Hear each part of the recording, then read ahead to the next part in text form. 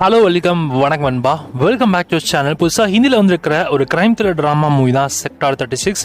இந்த படத்தோட ஸ்டோரி உண்மை சம்பவத்தின் அடிப்படையில் தான் எடுத்திருக்காங்க. கிட்டத்தட்ட 2006ஆம் ஆண்டில் இந்த மாதிரியான ஒரு சம்பவங்கள் நிகழ்ந்திருக்கு.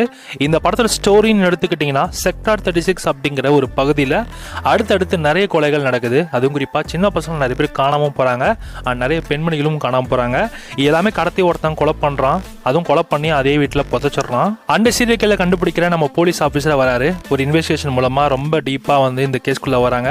இதுக்கப்புறம் நடக்கிற சுவாரஸ்யமான விஷயங்கள் என்ன, அந்த சீரியல் இதுக்காக எத்தனை பேர் கொலை பண்ணுறான், இதுக்கான காரணம் என்ன அப்படின்றதான் இந்த படத்தோட சிம்பிளான ஒரு கதையே. ஓவராலாக ஸ்டோரியை பொறுத்த வரைக்கும் ரொம்ப ராவா ஒரு மாதிரி ரொம்ப எப்படா அப்படின்ற லெவலுக்கு இருந்தது. ஸோ ஸ்க்ரீன் பிளேயில் ப்ரெசென்ட் பண்ணிக்கிற விதமும் பார்த்தீங்கன்னா ஸோ சில இடத்துல வந்து ரொம்ப இன்ட்ரெஸ்டிங்காகவும் கொண்டு போயிருந்தாங்க. ரொம்ப ஸ்லோவாக தான் வந்து ஸ்க்ரீன் பிளே ட்ராவல் ஆகும்.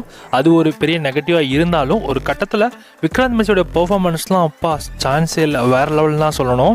ஏன்னா 12th ஃபெயில்னு ஒரு சூப்பரான ஒரு மூவி ஹீரோவாக அவர் ப்ளே பண்ணியிருப்பார். அவரால் இது இப்படி நடிச்சிருக்காரு அப்படின்ற லெவலுக்கு இருந்துச்சு. ஏன்னா இதில் அவரோட பெர்ஃபார்மன்ஸ் வேறு லெவலாக இருக்கும். அசின் தில்ரூபால அவங்களோட பெர்ஃபார்மன்ஸ் ஓகேவாக இருந்தாலும் ஆனால் இந்த படத்தோட பெர்ஃபார்மன்ஸ் நெக்ஸ்ட் லெவலுங்க, சான்ஸே இல்லை. அண்ட் கிரைம் த்ரில்லர் சீக்வன்ஸ்லாம் இவர் பண்ணுற சீக்வன்ஸ்லாம் அப்பா செம்ம பயமாக இருந்துச்சு. ஸோ கண்டிப்பாக நீங்கள் இந்த படத்தை ஒன்ஸ் ட்ரை பண்ணி பாருங்கள். நிறைய கிரைம் த்ரில்லர் இன்வெஸ்டிகேஷன் மூவிஸ்லாம் நீங்கள் ட்ரை பண்ணுறீங்க அப்படின்னா மறக்காமல் இந்த படத்தையும் செக் அவுட் பண்ணி பாருங்கள். கண்டிப்பாக அந்த படம் உங்களுக்கு பிடிக்கும். இந்த படத்தோட ஸ்டோரிலாம் நமக்கு ஒன்றும் புதுசு கிடையாது, ரொம்ப அட்டு பழசான ஒரு ஸ்டோரியாக தான் இருக்கும். பட் அதை தாண்டி இது உண்மையாக நடந்திருக்குன்னு சொல்கிறாங்க பாருங்கள், அதுதாங்க நம்மளால் ஏற்றுக்கவே முடியல. அந்த லெவலுக்கு தான் ஸ்க்ரீன் பிளேல அவங்க காமிச்சிருந்தாங்க.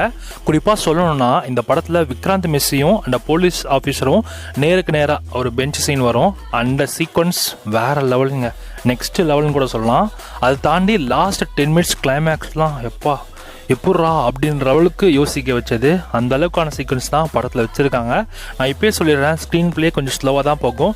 நிறைய ஸ்லோ பர்ன் கிரைம் த்ரில்லர் மூவிஸ்லாம் நீங்கள் விரும்பி பார்ப்பீங்கன்னா கண்டிப்பாக நீங்கள் இந்த படத்தை ஒன்று ட்ரை பண்ணி பார்க்கலாம்.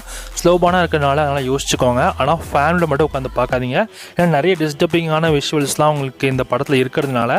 ஸோ கண்டிப்பாக நீங்கள் இந்த படத்தை தனியாக இருந்தால் மட்டும் பாருங்கள். 18+ சீக்வன்ஸ் இருக்குது, பட் அந்தளவுக்கு பெருசாக இல்லை. ரொம்ப ஒரு மாதிரி அந்த பிளாட் விஷுவல்ஸோட காமிச்சிருப்பாங்க. அதனால் தமிழ், தெலுங்கு, ஹிந்தின்னு மொத்தமாக 3 லாங்குவேஜில் இந்த படத்தை நெட்ஃப்ளிக்ஸில் ஆட் பண்ணியிருக்காங்க.